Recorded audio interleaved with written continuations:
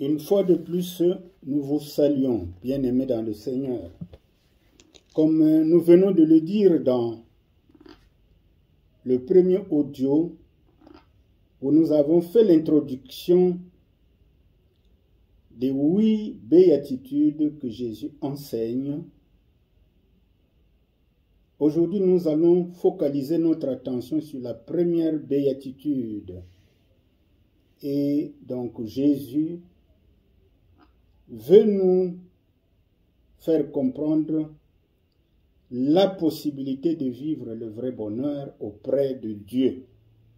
Donc c'est à travers les béatitudes que Jésus veut nous apprendre comment accéder à la vie de Dieu.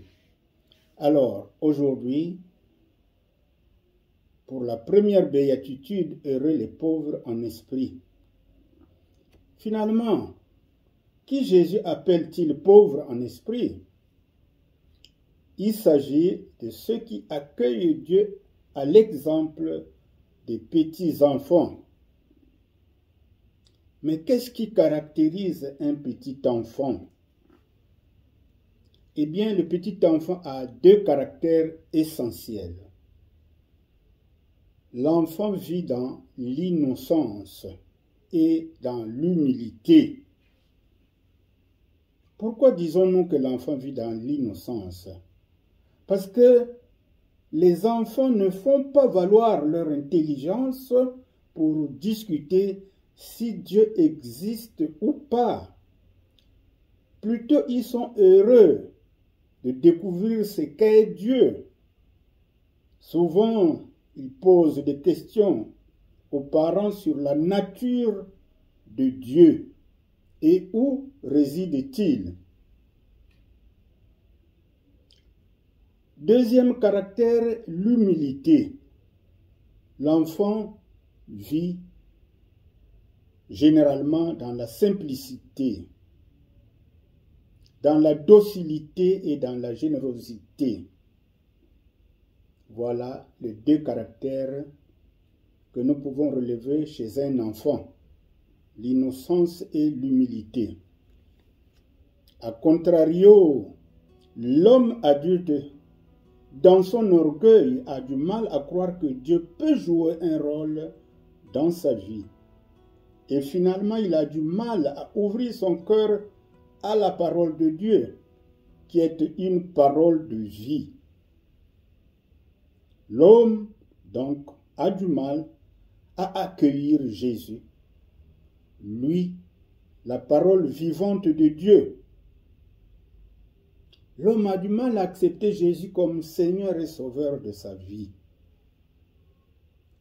C'est pourquoi Jésus, dans beaucoup de circonstances, présentait à la foule et à ses disciples un petit enfant, en disant que si vous ne devenez pas comme ce petit enfant, eh bien vous ne pouvez pas entrer dans le royaume des cieux. Mais il faisait là allusion aux 2 caractères que possède un enfant. Donc, l'innocence et l'humilité. Alors, sans esprit pauvre, c'est-à-dire sans innocence et humilité, il est difficile d'accueillir le Christ comme Seigneur et Sauveur de notre vie.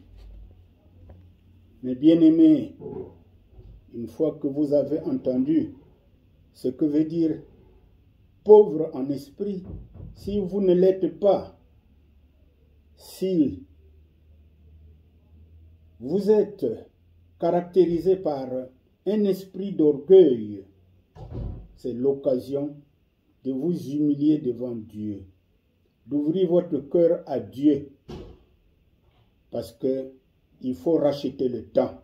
Nous sommes dans le temps de grâce où chacun doit chercher à cheminer vers la vie éternelle. Mais pour accéder à cette vie éternelle, il faut avoir un guide.